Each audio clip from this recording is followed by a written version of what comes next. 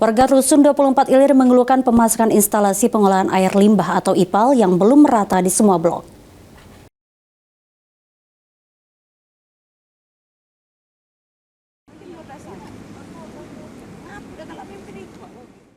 Proyek instalasi pengolahan air limbah atau IPAL kini telah beroperasi.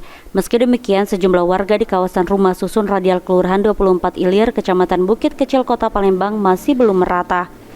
Salah satu warga, Rohayati, mengatakan pentingnya percepatan pemasangan IPAL lantaran kondisi septic tank serta saluran air warga yang sering mampet dan menimbulkan genangan bahkan bau tak sedap. Kita pasang IPAL kapan? Kalau bisa secepatnya. Tapi kalau kita masang itu kan per bulannya 12.000. Gimana dengan PAM-nya? PAM-nya itu bayar juga kan? Kalau bisa cuman gratis dulu apa?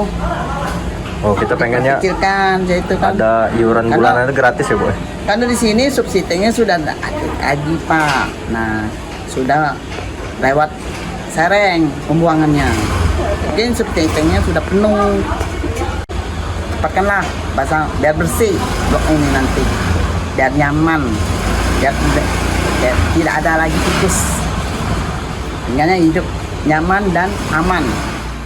Sementara itu, Ketua RW 09 Zuratul Aulia mengatakan meski pipa besar IPAL telah dipasang, pemasangan di sejumlah blok-blok kawasan Rusun 24 Ilir masih belum merata, bahkan masih difokuskan di beberapa blok Rusun seperti blok 24 dan 25. Belum. Kalau kayak kita ini yang di sini yang difokuskan kan 2 RT ini, RT 32 sama RT 33. Tapi ternyata yang dipasang itu separuh-separuh. Ada blok 24 itu sudah pemasangan, sedangkan blok 23-nya belum. Blok 25 sudah pemasangan, blok 26-nya belum. Harapan kita, Bu, untuk pemasangan IPAL ini gimana?